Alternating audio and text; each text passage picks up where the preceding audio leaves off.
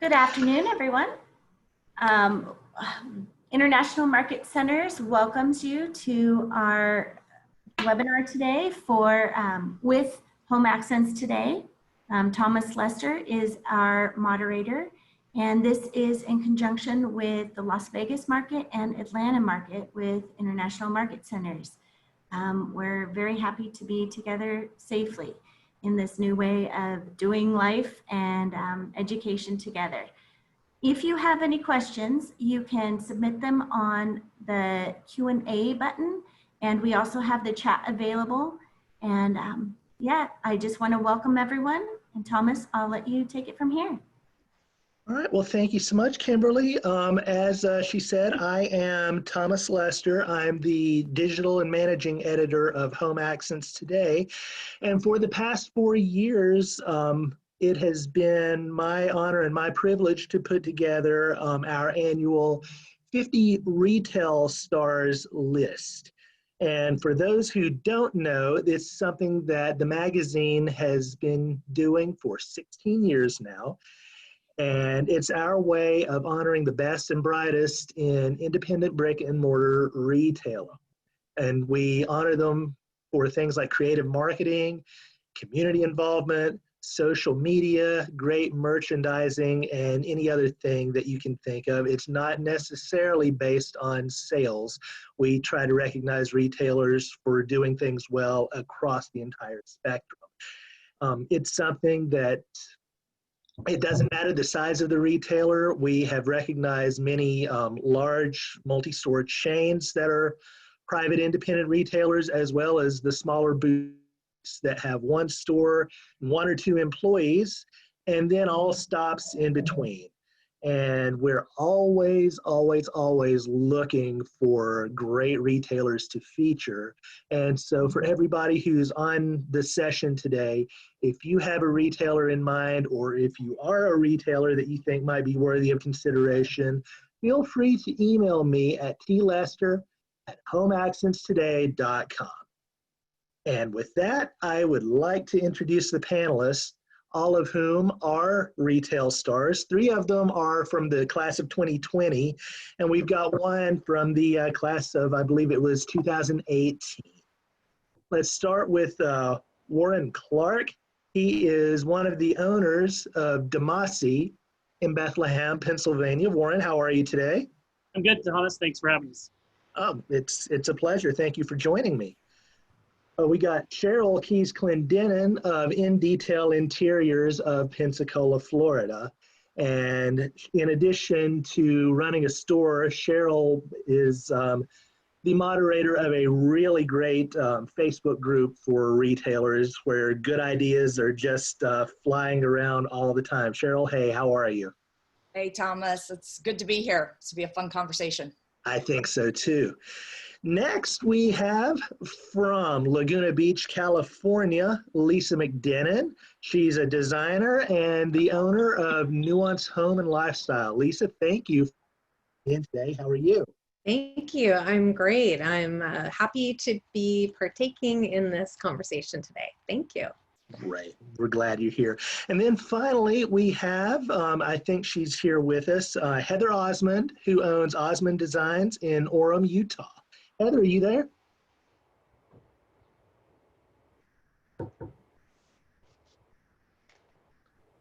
I'm here. Can you hear me? Yes, we've got you. Hey, how are you? Excellent. So I'm doing very well. Thank you so much.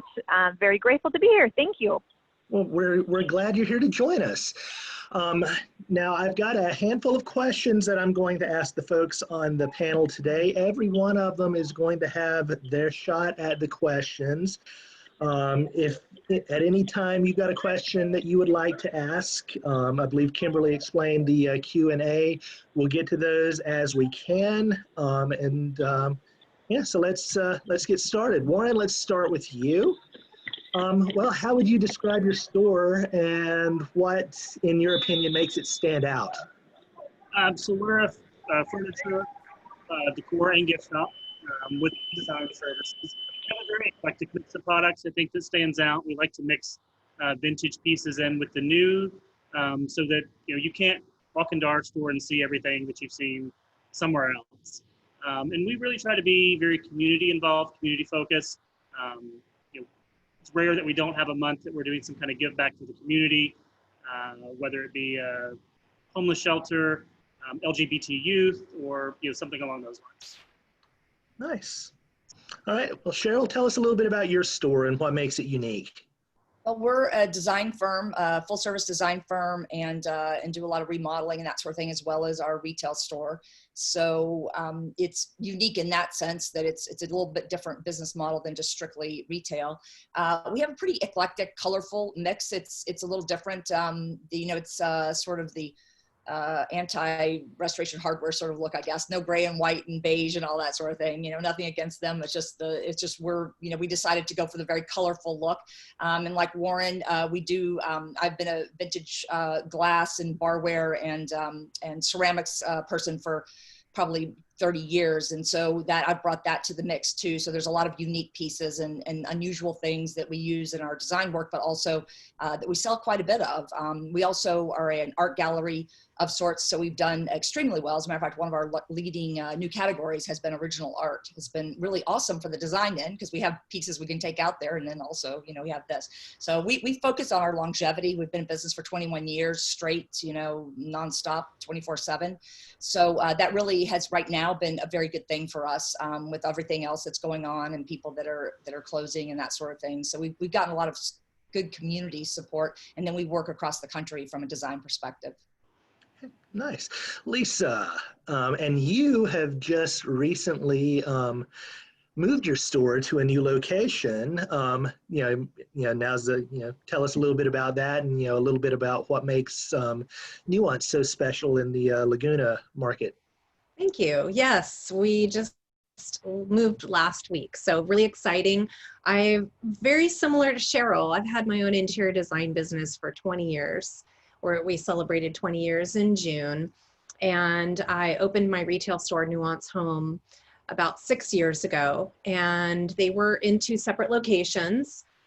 My retail store was on Pacific Coast Highway, and so great exposure to that. My design business is located on Forest Avenue, which is kind of in the center of the arts district with all the art galleries and shops. So I was fortunate enough, my lease ended in April for my retail store, and I had an opportunity to relocate it to a location directly downstairs from my design studio where I'm here today.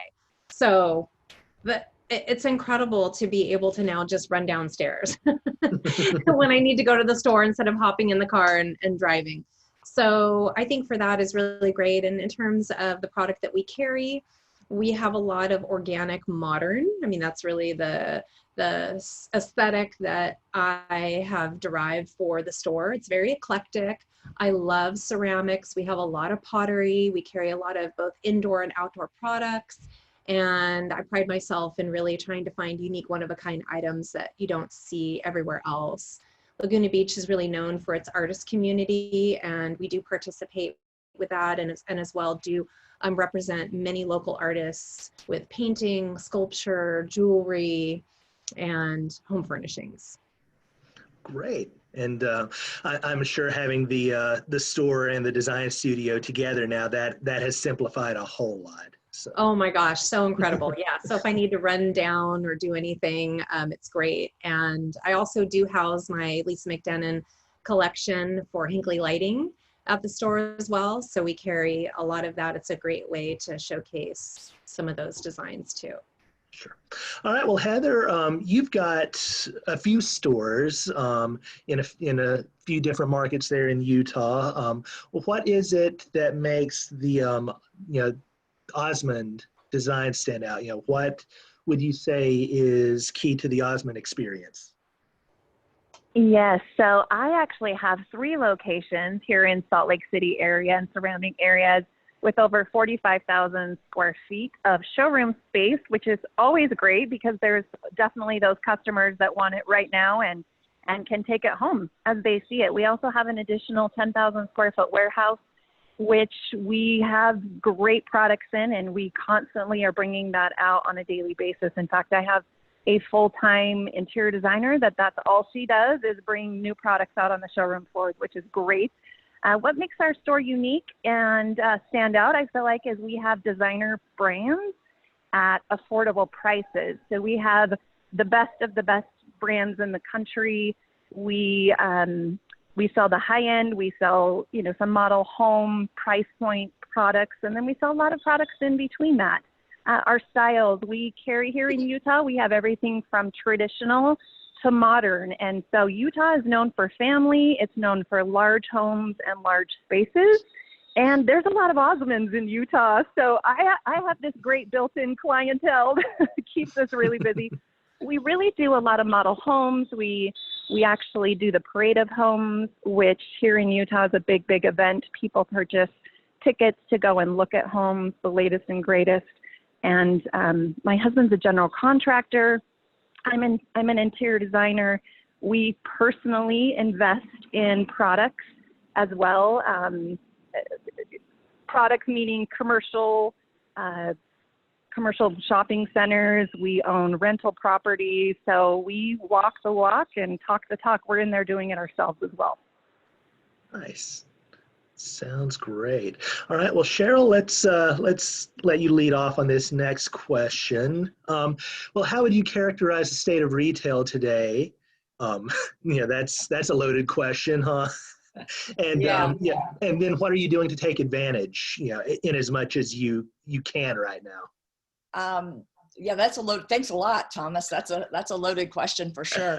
I honestly think it's, once we were allowed to reopen, I can tell you that we were slammed, and I mean, the design business always stays very busy because we are, we've been around for a long time. We're very experienced and knowledgeable in a lot of, in new construction and remodel and kitchens and bathrooms and that sort of thing. And we have found that people are still very much spending money in our area. We're in North Florida area, but I have clients, across 6 or 7 states, 7, I think right now. And the retail end of it, I think it's almost like a little bit of small is big again.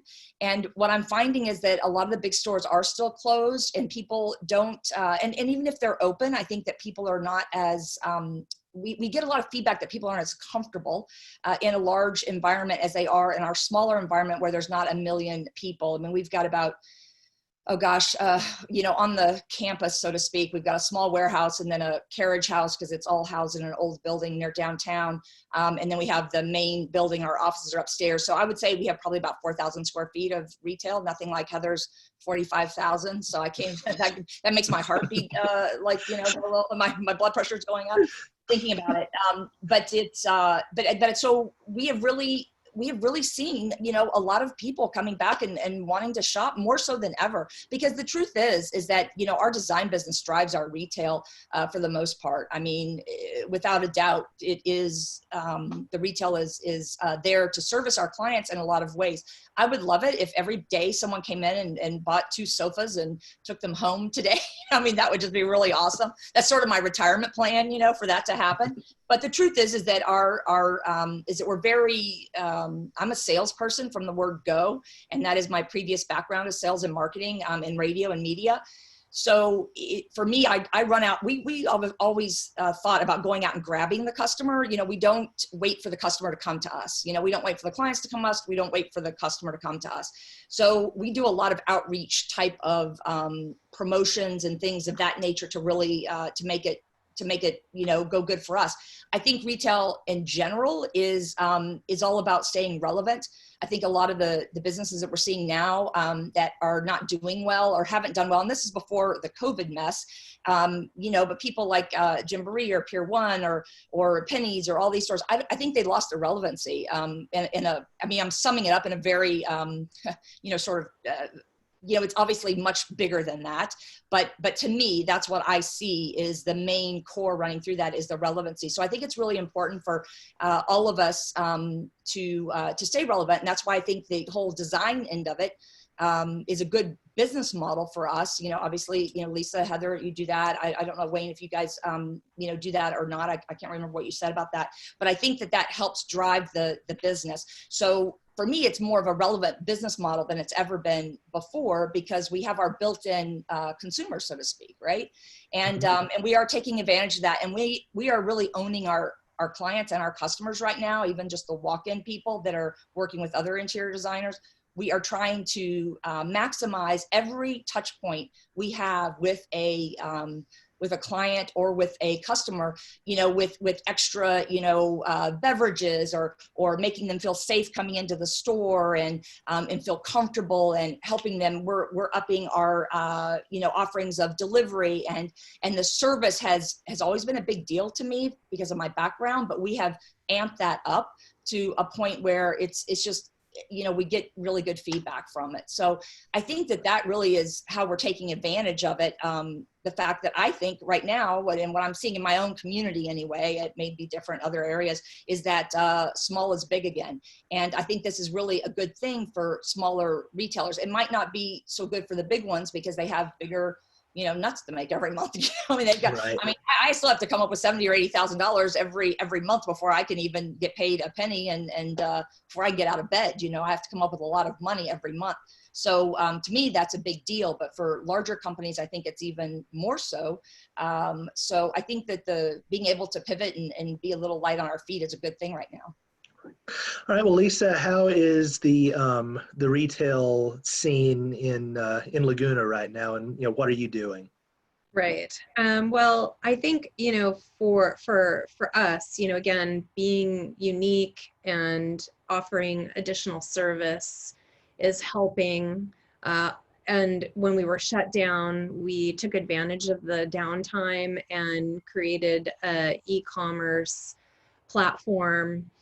And, you know, for me, you know, I realized during the shutdown, it wasn't about trying to push products. It wasn't about trying to sell our merchandise that we had in the store. Although, I mean, of course, that would have been nice to do, but it wasn't you know, it wasn't going to happen. And so, you know, we took the approach of, you know, in our design business, it's our job to be of service.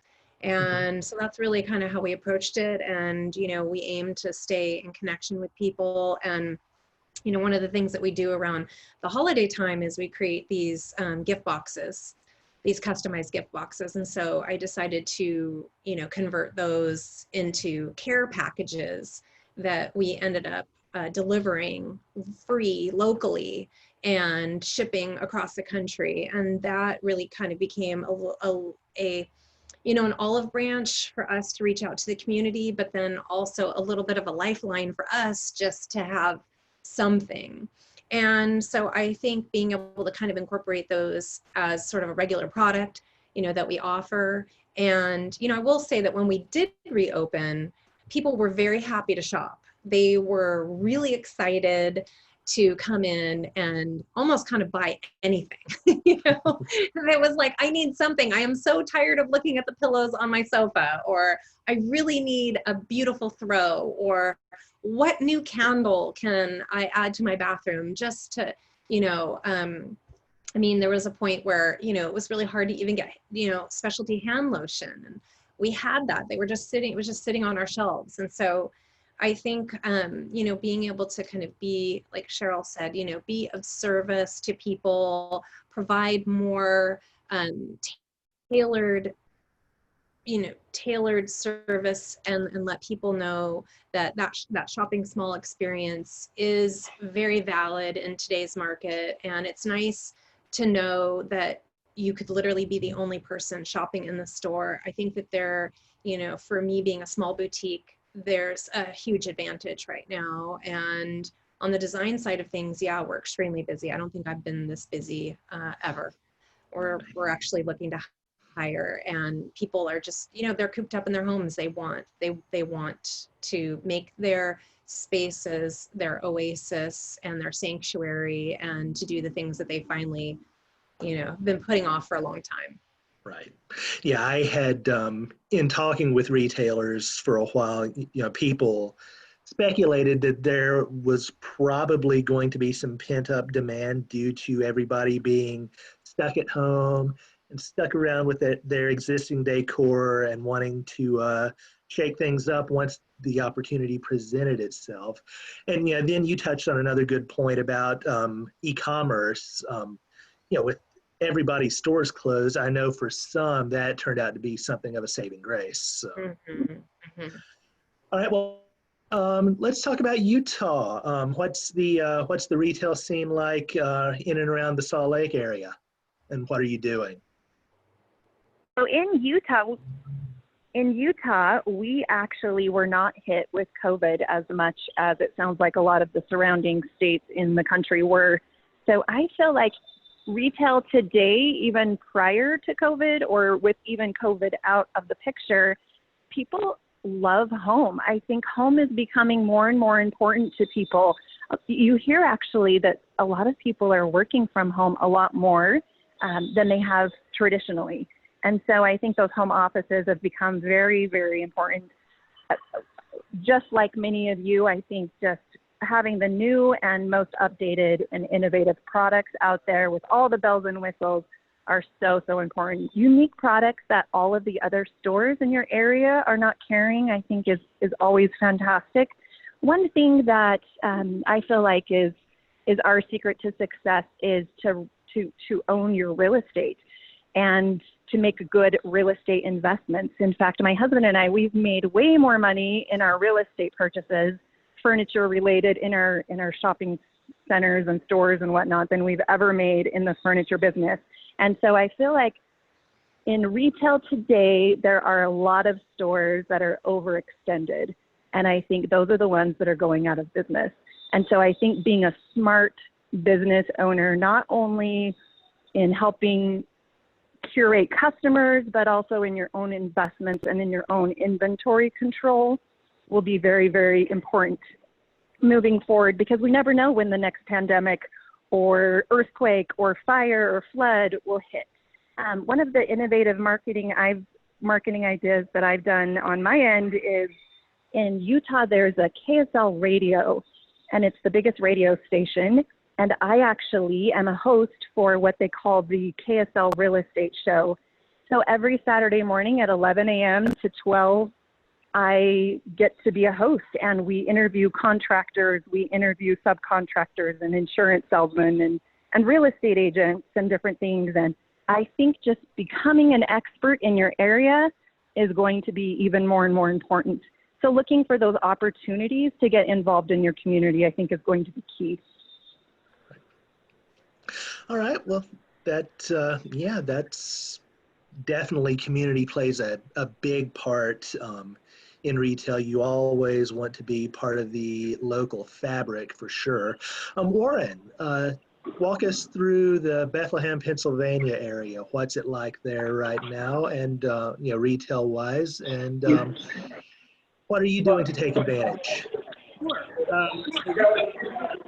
Business for a good 6 months to a year before we actually opened our first brick and mortar store.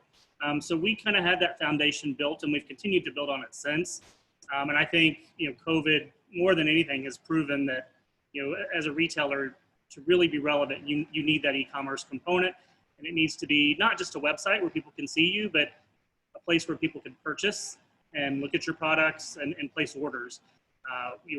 Pennsylvania is very close to New York. Our area of Pennsylvania is very close to New York and New Jersey, which were epicenters early on. So we actually made the decision to close our brick and mortar early to mid-March, before it was actually mandated by the state, which happened a little bit later.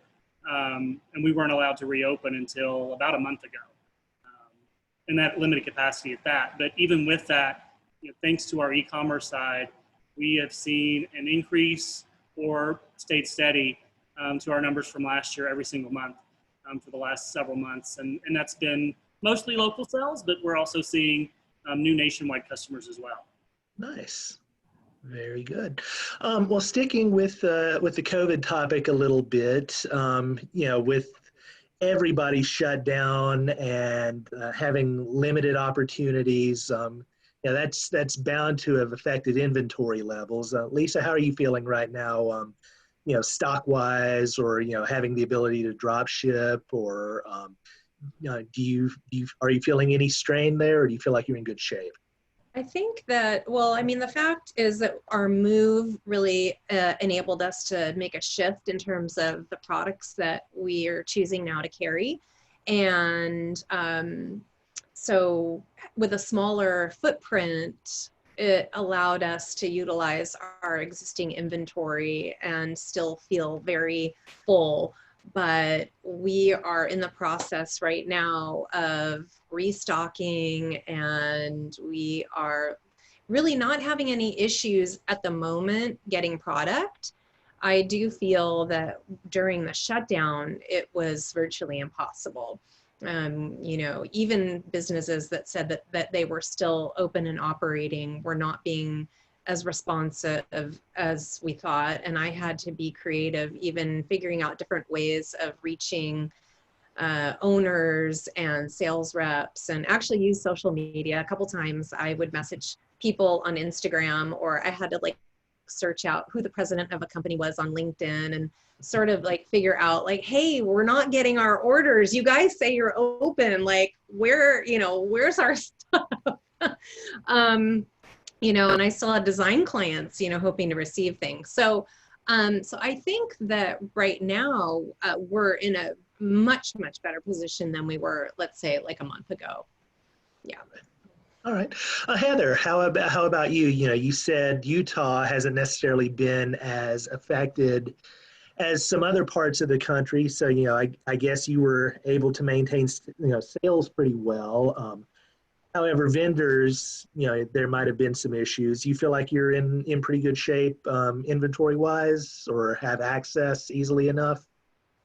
Absolutely. No, just like you said, in Utah, we were not hit hard. And so when that first happened, we decided we were just going to take things one day at a time.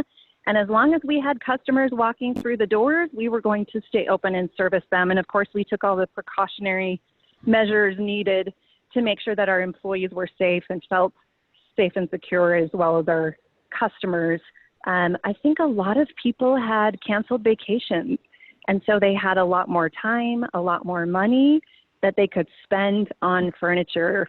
And most of us were in our homes and we were bored and we were thinking, I hate my dining table. I hate my sectional. Now's a really good time to go buy a new one. And a lot of the big box stores here in Utah, R.C. Willey is a big contender.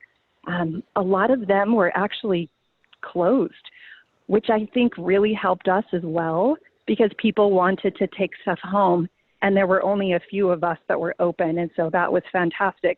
We were actually super busy. So coronavirus has actually been a huge blessing for us. We had, just like the Home Depots and the paint stores, we had a continual stream of customers. I think during the coronavirus, we did 6 model homes. We did an assisted living. You know, some of these things were already on the books, but we were able to install those. So we stayed very, very busy. All right. Well, Warren set the stage for us for Domaci. Are you in good shape inventory-wise, or you feel like, you know, access is good at the moment? Currently, yes. We are starting to see some of our core suppliers with some longer than average lead times. We do run a drop ship model. So, you know, our customers are used to waiting 4 to 6 weeks in the best of times. But we do anticipate that there'll be, you know, like I said, some longer than average lead time. So we've started exploring some other potential suppliers as well with similar looks. Just so we have a wider variety of product to choose from. But overall, we're in really good shape. The store's well stocked. Orders that we've placed both during and after the shutdown, you know, seem to be shipping for the most part on time. There was that delay, you know, kind of when the whole country shut down, where you know, just everything shut down. But all of our customers have been extremely understanding. They know that it's crazy, crazy world right now, and for the most part, they understand. We haven't had, you know, really any issues where anyone got upset.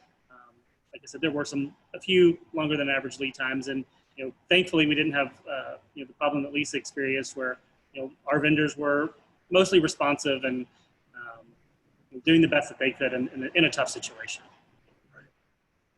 Good. Cheryl, how about you? Any issues? Good access? Good levels? Pretty much. I mean, obviously, just like everyone else has said, I don't need to repeat all that. It's the same thing. But we really, I'm very, I take good care of our vendors because I think that they'll take good care of us, and we are very select on who we deal with. So I have found that those relationships that I have built. Hey, wait, that's the topic of that thing I wrote, isn't it? I forgot all about that. But it's true. We really, and that's been a good thing for us. It's been to maximize those relationships have really helped us.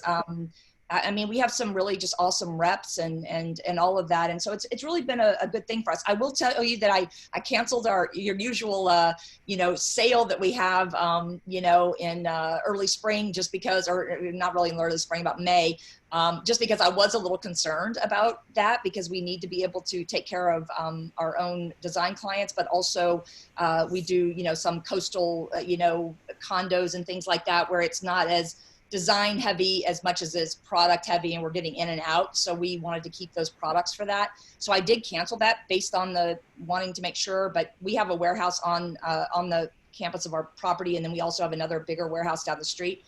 So, so I'm always been like to have things in the waiting. It's always been sort of my mantra anyway. You can find toilet paper and paper towels at my house. Okay. I'm not a hoarder. I am not a hoarder, but I prepare ahead of time. So I do the same thing with furnishings and our accessories and things too. And take advantage of the sales, because a lot of vendors right now, the first thing I ask a vendor is like, what kind of deal you got for me? I mean, it never hurts to ask. It's just crazy how sometimes you ask and you shall receive, and a lot, next week, Cheryl, don't even tell them I said this, but next week we're going to have a little free freight deal or whatever.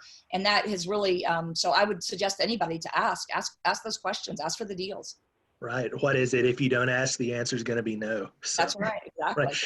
And a little backstory.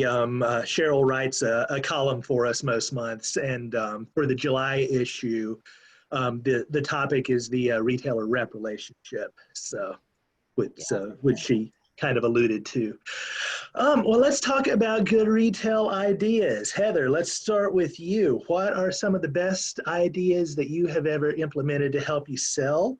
Where did you get the idea, and how did it work for you? Earlier, but the parade of homes, I touched on it a little bit earlier, but the parade of homes for us here in Utah has been one of our best marketing investments that we've done. We're on the tickets, we're the back cover of the magazine. Just having relationships with key magazines in the area has been fantastic. I feel like in the furniture industries, it's all visual, right? People love to see furniture, to be inspired, and then that drives traffic to the store. So that's been a great one for us. We've also done, like I said, the KSL radio show. We run promotions and sales and different things for that. So I feel like those have been really, really great marketing for us. But number one for us is always referral of a friend. So if you take care of your customers, they'll come back and they'll refer you to their friends. Nice. Oh, definitely. Warren, I know when you filled out the Retail Stars survey, you had alluded to hosting a lot of in-store events as something that has really worked well for you. Can you talk about that a little bit? Sure. Obviously, that's not happening anytime soon. We're doing our best to avoid anything that would draw a crowd. We've just recently been allowed to go back to capacity. But yeah, in the past, that's been a great way to get additional exposure. The area of town that we're in the Arts District of Bethlehem. Currently, we'll be moving soon. But monthly, before COVID, we had First Fridays. So the first Friday of every month, stores would stay open late.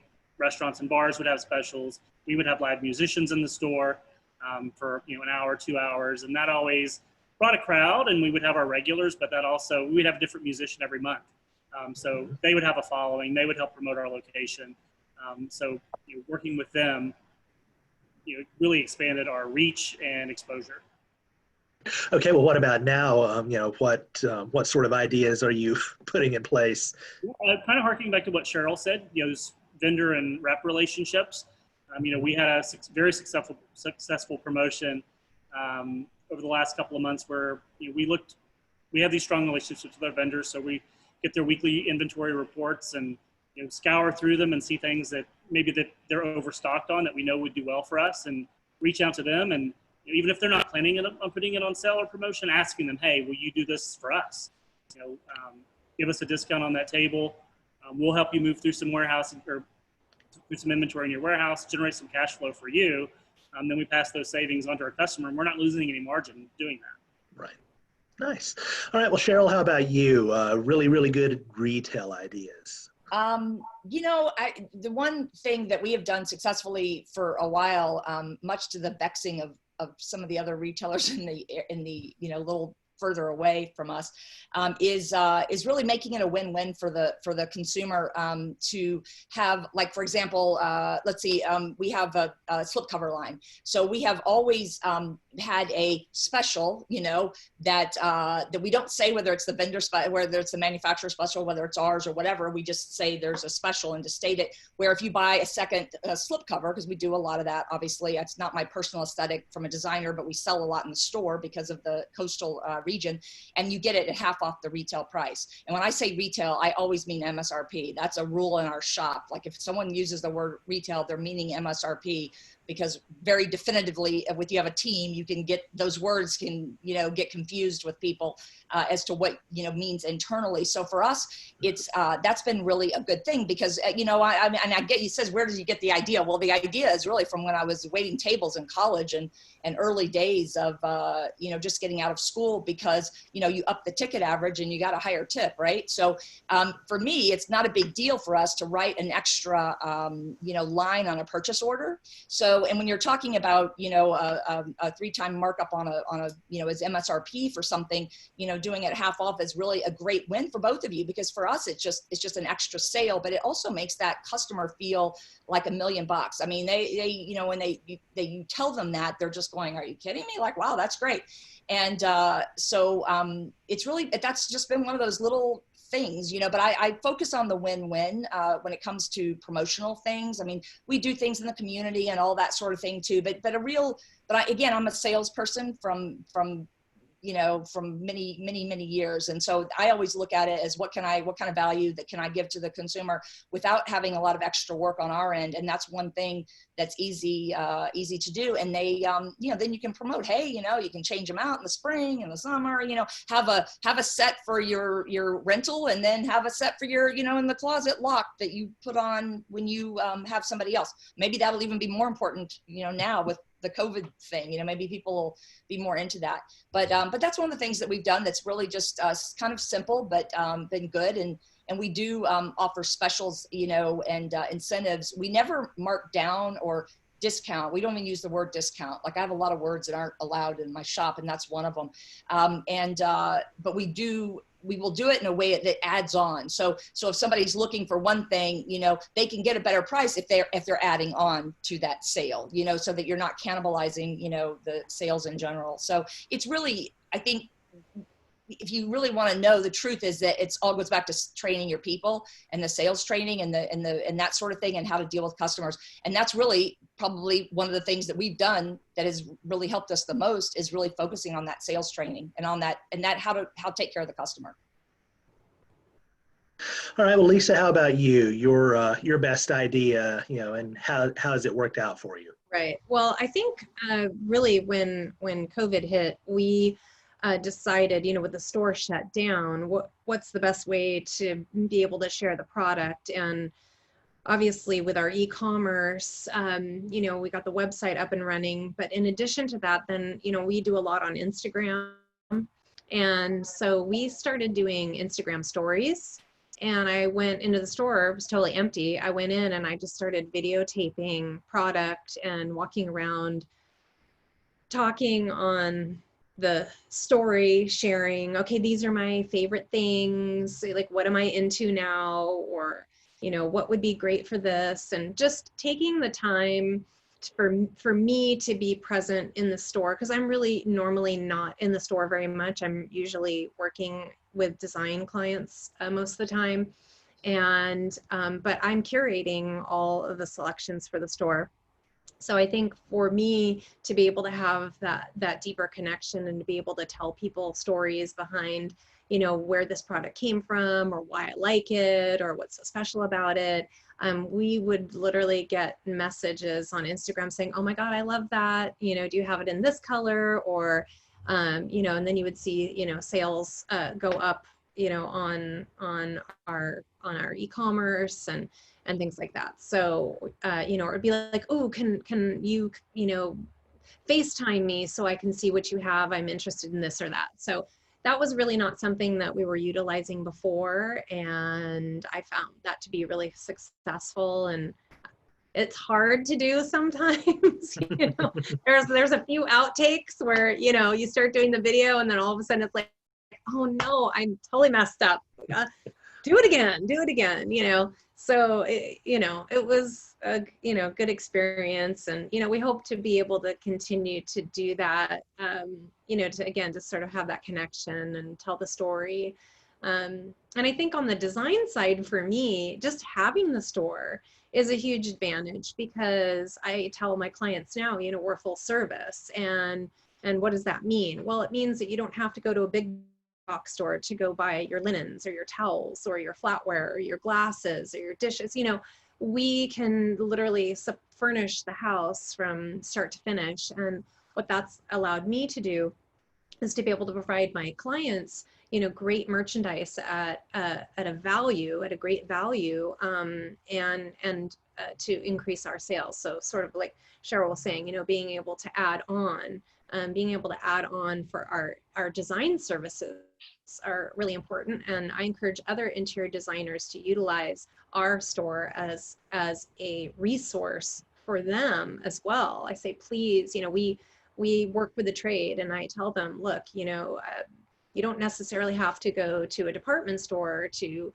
furnish, you know, towels and sheets and glassware for your customers. You can actually buy it, you know, through our service and be able to help save them money, and you can make money at the same time. And so I think that that's something that's important to, you know, kind of get out to the community as well. Sure. Oh, great. Well, let's shift into the online world a little bit. Warren, we'll start with you here. I guess, you know, what does your online strategy look like? You know, as far as, you know, store website, social media, do you have a preferred platform that you like to use on social? And, you know, how's that working for you? Sure. So our website runs through Shopify, which also manages our POS system. We've had the website since day one and continue to tweak it and make it more customer friendly whenever we can. My husband and I did use our downtime, you know, when the shop was closed and we're working from home, to load it up with as much product as we could. That was still true to our brand. We have a curated selection, even though it is an eclectic mix. We curate that eclecticness so that it fits our brand. And we were fortunate that a lot of our vendors who may not have drop shipped before COVID opened up that possibility for some of their key customers. So we were able to add product that we knew that was right for our brand, that we typically only sold in store before, to be able to drop ship and ship to somebody, you know, across the country. So we really took advantage of that. And that's really what we're doing now, is focusing more while we're hyper local when we can be, knowing that we can capture that national customer too, and working on that. We've brought in some marketing people as new hires to contract with, to help us in that regards, to increase our SEO, so that we pop up more for that customer in, you know, the middle of the country that's looking for a sofa or a dining table. Instagram, I would say, is our preferred social channel just because it is so visual. Right. Facebook, I think, is good for very casual conversations, and we get a lot more, I think, local interaction and involvement on Facebook, but as a whole, we definitely see Instagram being the strongest for us. And we took advantage of that during the shutdown. We saw a lot of restaurants getting tons of support, as they should have. But, you know, in our market, a lot of restaurants are closed on Mondays. So we initiated a shop local challenge on Monday, where we challenged customers to spend what they would have on takeout that day at a local retailer, whether it be us or someone else. But take that $20, $30, $40, $50 that you would have spent on takeout and buy a gift card from a local retailer, buy a candle, do something just so that they have some cash flow coming in. Sure. Oh, what a great idea. Great idea. So, and yeah, you mentioned Instagram and Facebook. It seems year after year when we compile all the information from our stars, those are number one and number 1A, I guess you could say, as far as the preferred social channels. So, Cheryl, how about you? Your overarching online strategy, as far as your store site, your design site, social. What does that look like? Well, to add to what everybody else has said, we obviously use Instagram and Facebook. I'm not a huge Instagram fan myself, but we do get design leads off of it, and we do sell products, so that's good for that. We have 2 separate Instagram handles. And, but the other one that no one's mentioned yet is Google My Business, that going through that. And I think a lot of people don't take advantage of that, and it's so easy to do. So a lot of times when we do a story, we will then turn around and take that story that has verbiage on it and that sort of thing, and, save it to my phone, and then I will post it on Google My Business. And we can track that pretty well, and we really get we get the calls, we get people looking at the website. It's really been a good thing, and I think that a lot of people don't take advantage of Google My Business, as much as they should. And the app is easy to use on your phone, so it's really easy to do all that. We have e-commerce also. I will say it's challenging, for the e-commerce. Sometimes it's just. It's like I'm like always shocked, like, where did this person come from, because I can't really track where they actually really originated from. And it's picking up and getting better, obviously, for the obvious reasons. But it's just, we're perpetually understaffed, and so it's hard to devote it. It's the kind of stuff that I work on a lot at 2 o'clock in the morning when I have nothing else to do, but sleep. And but I mean, it's true. I think every business owner here probably can chuckle over that, because we're probably all the same in that regard. But we do, again, that sales and marketing background, it's always been the same. The different mediums now, but it's still the same as it was, when I worked for a large ad agency and a large radio station with Gannett. It's a layered approach. Nothing is going to happen overnight with social media. I mean, it can, but it's typically it's consistency and layering the approach, and doing a little different, trying different things, tracking it, see what works. For us, it's always been just authentic engagement with people and that sort of thing. And that's really, what has worked. I'm hoping that the e-commerce will pick up more. We're focusing more attention on it now. But it's tough, it's tough because the freight costs and even your drop shipping and that sort of thing, when I'm gonna have to call you and find out like your secrets on this, because it does get to be, more difficult. But I think as we build that end of our brand, that it will be more that people want to shop because they want part of they're buying part of us and part of our brand. And we're so service oriented with that. So, it's online stuff is like here to stay. We're not going to, it's going to be there it's going to be there forever. And especially now. But I think it really does have to be a part of your marketing effort, but not, the complete, enchilada, so to speak. There's so many other things you can do from a marketing standpoint to make inroads. But I spend a lot of time on social media, according to my phone. I spend a lot of time, a lot of screen time, it says. So. All right. Well, Lisa, you have, you talked a little bit about your social media strategy a little bit earlier, as well as having very, very recently jumped into e-commerce. Now, was this something that you had planned to do prior to the pandemic? I need to get my store online, or did it get accelerated by everything that was going on in the world? What was the process there? Right. Well, I think, again, just sort of like being, stretched thin and pulled in a lot of different directions. We started the store 6 years ago, and it was always like, oh, we're gonna work on the website, and we're gonna do e-commerce, and and every time like something else came up, and it was just enough for me to be running the design business and to be running the store and to be getting all of the operations up and running and all the protocol and procedure and everything. We just were so busy running everything that, you know, I didn't have the time or, you know, the bandwidth to be able to dedicate towards that. And then I think also too, you know,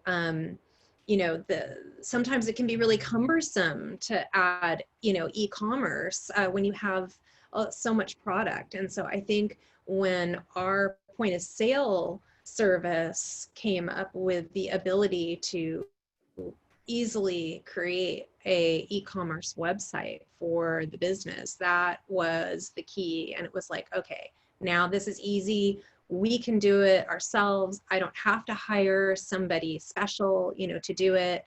And, you know, our store manager was actually able to do all the uploading and everything seamlessly from our point of sale. All the SKUs and pricing and everything just seamlessly went together. I mean, it was a lot of data entry work still to get it up and running, but the fact of the matter is that we didn't really have an opportunity, you know, prior to that to just do something that was so easy.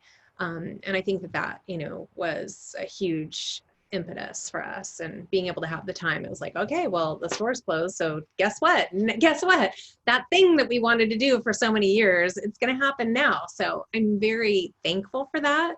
And so now that we've done it and we've kind of done all the legwork, now it's just kind of upkeep and refining and, you know, making it better and adding a new product and things like that. So I think that was a great opportunity for us. Yeah.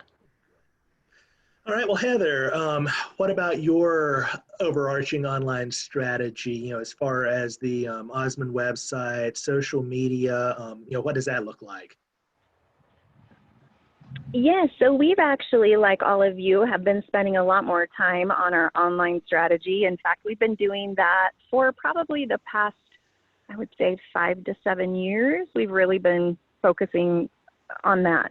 I feel like one of my mottos is do what you do best and sub out the rest. And this is not something that I'm good at. And so this is something that I sub out. The last thing I want to be doing is uploading products and things. I would rather focus my time and energy on sales and on my customers, and that brings in a lot more revenue than having me be that person that uploads. And I think once you own more than one store, to scale, you have to put policies, procedures, and systems into place. And so having a strong website for me was very, very important, because it's basically e-commerce is adding another store. And, you know, that's overwhelming for a lot of us. I think that McDhh does just a very, very great job of managing websites for furniture stores.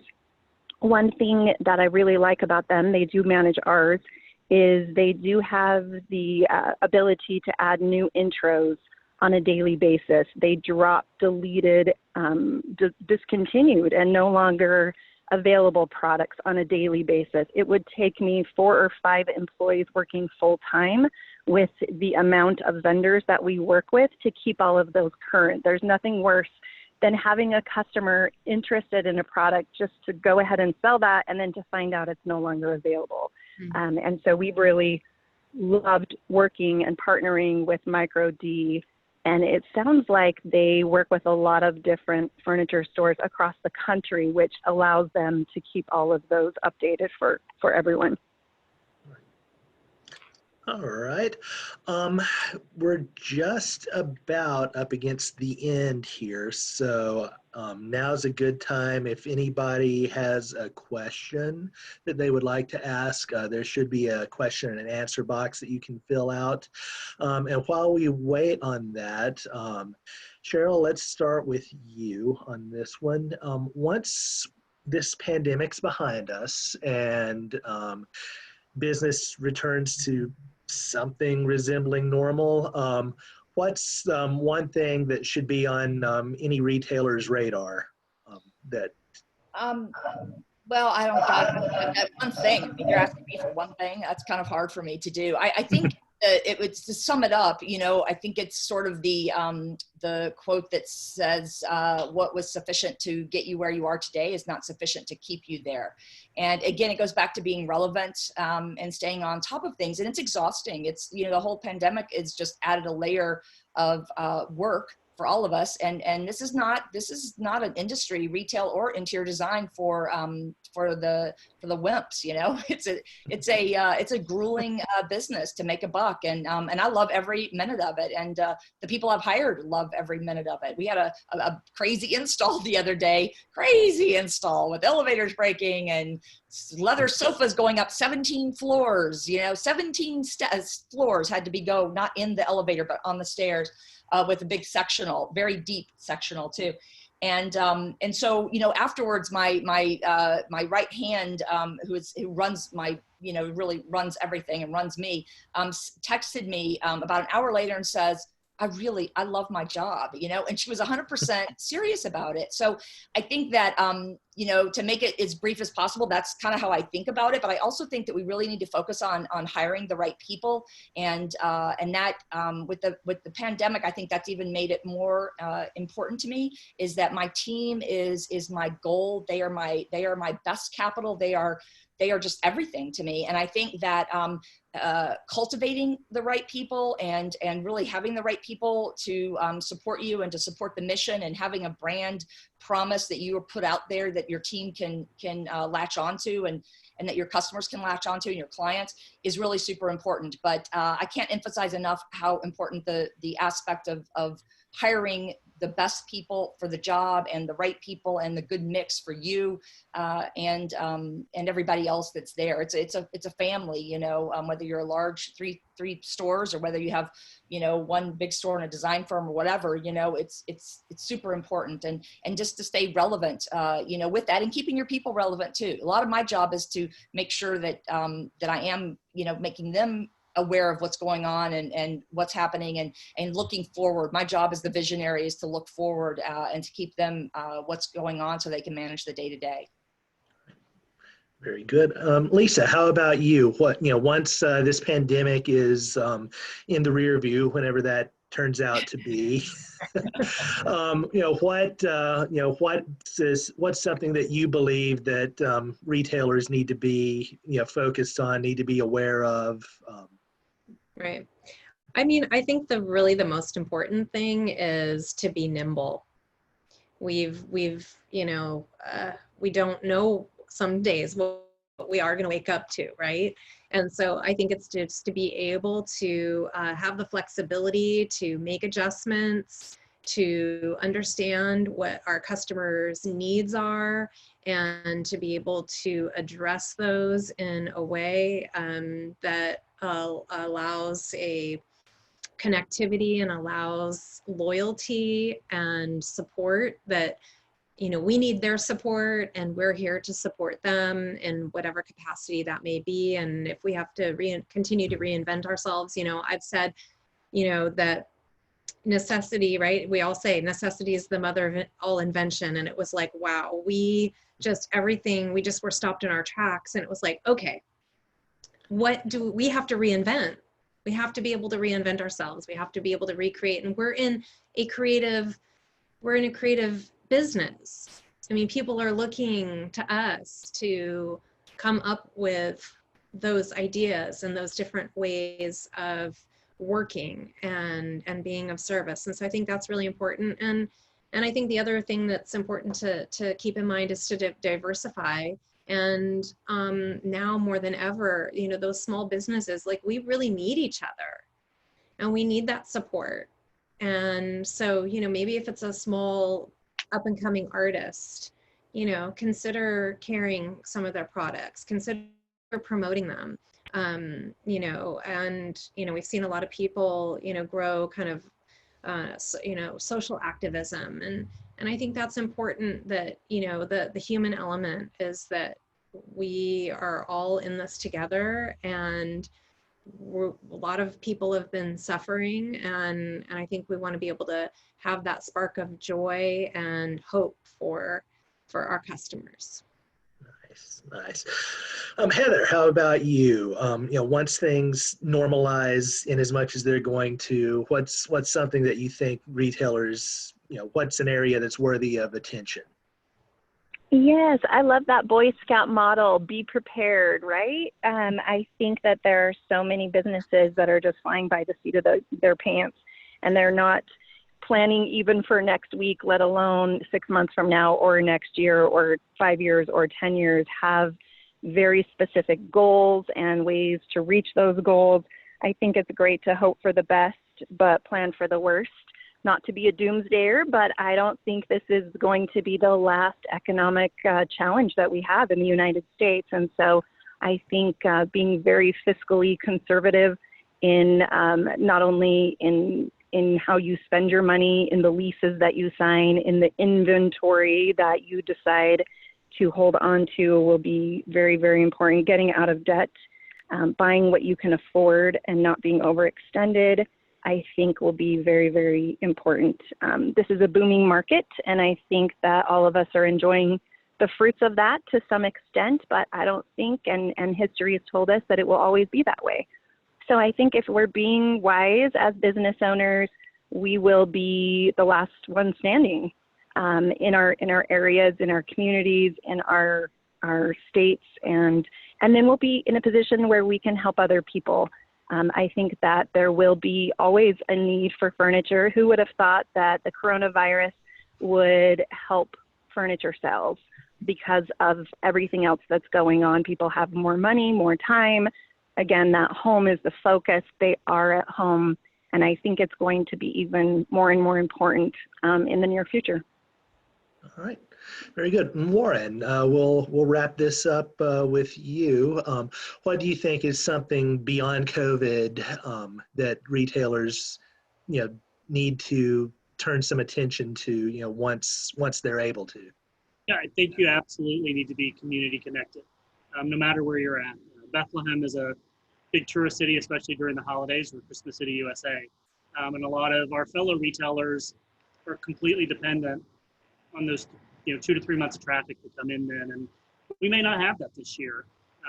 But if you're community connected and you have the locals coming in to support you as well, that's more of a cushion. So whether you're sponsoring a softball team or you're doing the give backs to local organizations, be involved in your community, show that you care, and make that your focus. Very good. All right, and it does not look like we have received any questions, so I think I'm going to go ahead and wrap things up. I'd like to thank the Atlanta market and the Las Vegas market for their continued support of the Retail Stars program. I'd like to thank Warren, Cheryl, Lisa, Heather. Thank you so much for your time and your insight. And for those in attendance virtually via Zoom, via Facebook, wherever you are, thank you for tuning in. I hope you took something away from it that you can use to help your business. So thanks a lot, and we'll all talk soon. Thank you. Thank you so much.